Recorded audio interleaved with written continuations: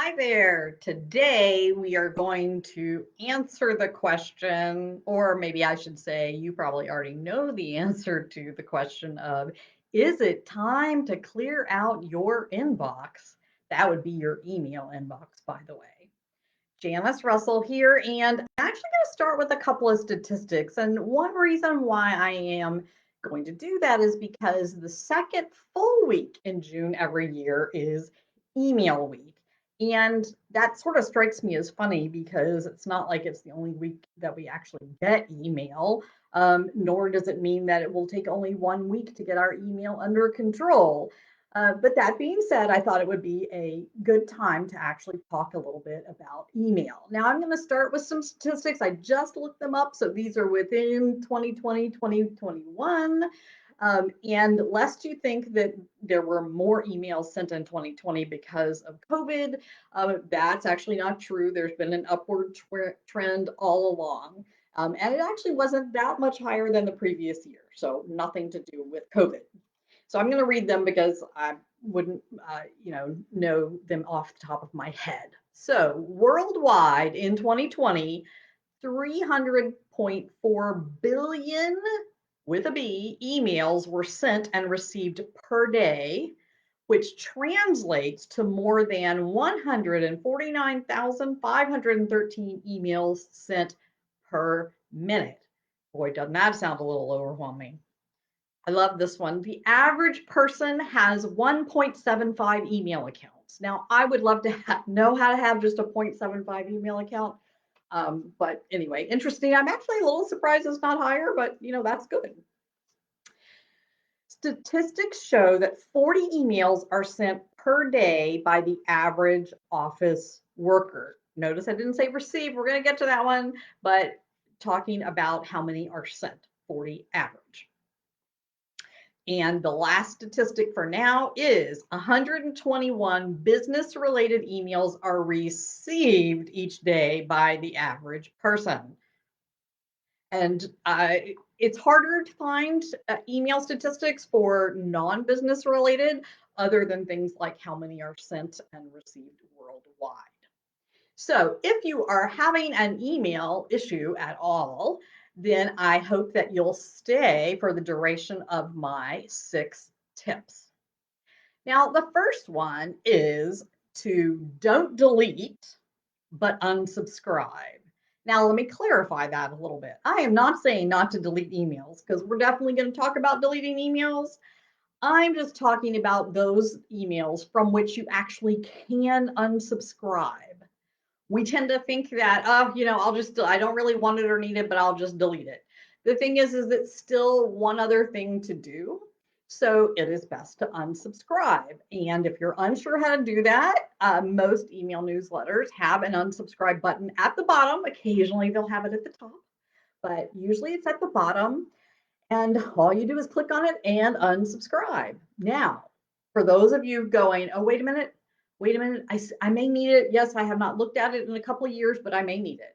Have no fear, because if later on you decide that you want to re-sign up for the newsletter, you will be able to do so.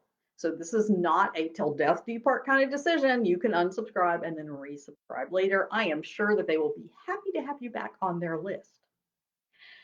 The next one is file, don't print. And this may not apply to everyone, but I find that still there are a number of people that like to print out some, not all, but some of their emails. And for a variety of reasons. And I am not saying that there's not ever a time to print out one or maybe two emails. What I'm trying to discourage, so that we can save the trees as well as save some time with actual filing of papers, is the let me just print it out. Okay, so just be a little bit cautious about that and only really print out when you need to. And otherwise, when I say file, I mean file the email into an email folder. Now, this may seem a little bit strange, but here's something we often don't think about. Pick up the phone. Now, I know that a lot of people, when they think phone, they're thinking text or email. However, there are definitely times when email is going back and forth, and honestly, it would just be quicker to pick up the phone and have a conversation, because a lot can be mistranslated in an email. Tone, wording, etc. So sometimes it really is quicker to pick up the phone. Now, if you are afraid that picking up the phone might lead to a longer conversation than answering the email, then maybe you want to set a timer, or when you first contact a person, say, hey, I just want to get this done quickly, so just have a couple of minutes here. Let's try to get this solved. So set that expectation of, yeah, we're not having a 30-minute conversation here. We're just trying to get to the nugget of everything and not continue doing the email back and forth stuff. Now, obviously, if it's a group of people, that's, you have to decide whether or not setting up some kind of a online meeting is worth it. Again, up to you, just something to think about. All right, so that's 3. Don't delete, unsubscribe, file, don't print, and pick up the phone. Now, number 4 is decide now. So here's the thing about emails. Sometimes we make them a little more complicated than they are. And I have one person who's joined us. Hi, Christine. Good to see you. Glad you've joined for a minute or two here. So here's the thing. When you're doing emails, only a few decisions in terms of the broad decisions need to be made. Is this an email that I need to file? Is it an email I need to delete? Or is it an email that I need to take action on? Okay, now I realize that the action one is the one that tends to be the most complicated. So let's break that down a little bit. Sometimes the action is a brief action. It might be something like, oh, this is a meeting or an event and I need to put it on my calendar. So put it on your calendar and get it out of the inbox. Some people choose to delete it. Other people choose to actually have that whole email in their calendar entry. I actually have a calendar folder. So once I put it in the calendar, I move it over there, but it's already been read. So it's not something I have to process again, just something I may need to refer back to. Sometimes it gives you information that, like, reference kind of information. Maybe it's an address, either physical or email. It might have phone numbers, whatever else. There is actual contact kind of information. So in which case, great, put it in your contacts and then delete it because it's in your contacts.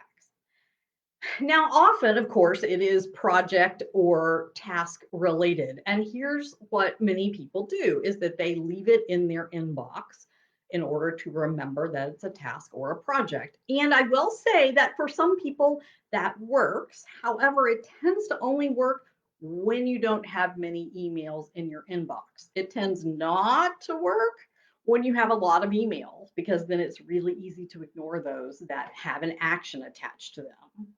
So what you end up needing to do, which I know is not an easy thing, and it's a whole different topic for a different Facebook Live, but what you need to do is take that information and put it wherever you keep your project or task list. Again, different people do that different ways. And just for clarification for some people, a project is multiple tasks. A task is a really short thing, and that's often where we get confused. Again, a different topic altogether. However, you need to have a way to do that. If there's information in the email that you need for the project or task, you have to figure out what you're going to do with that information. But I'm just trying to give you sort of some broad strokes for how to think of emails, because oftentimes we just get so overwhelmed we forget, oh, there's some basic steps we can do. Or, oh, this is information about a meeting. Let me just check my calendar. Oh, nope, can't go. Okay, I can delete it. Or, oh, that does sound good. Let me go to that, etc. All right, number 5, we are going to designate. And by designate, I mean we're going to set up rules, labels, filters, depending on your email. The word changes. However, the basic thing about rules is, oh, you can decide that when something comes in, it goes here, or whether it's from a person, whether it's a certain topic, it can go places so that it's not in your inbox. So, for example, actually, quite a while back when I was serving on a board, I had everything from the board go into a folder. And then every day I would process just that folder. Of course, some days there weren't anything in it. There wasn't anything in it, which was great. But that way I could just do that all at once and not have to sort of break my stride of whatever else I was doing. And there are plenty of others. I know I have some set up right now. However, the pro tip is don't set up too many because then you just have a lot of folders you need to look at. So make sure that you are very discriminating about which ones you're going to set up rules for. And number 6 is have no fear. So here's the thing, for whatever reason, we think that if we delete the email, it is gone forever and always. And most email programs are set up to either delete after a certain number of days, 30 days, whatever. Some aren't set up to delete at all. But you can check and see. You may even be able to change the settings. But just remember that the fear of, oh my goodness, if I delete it, it's poof, it's gone forever. Don't need to worry about that fear. So there you go. Don't delete, unsubscribe, file, don't print, pick up the phone, decide now, designate, and have no fear. So I would love to hear from you which of these, just one of these, you will try to implement within the next week in order to bring some clutter control to your email inbox. Thanks for joining. Let me know if you have any questions.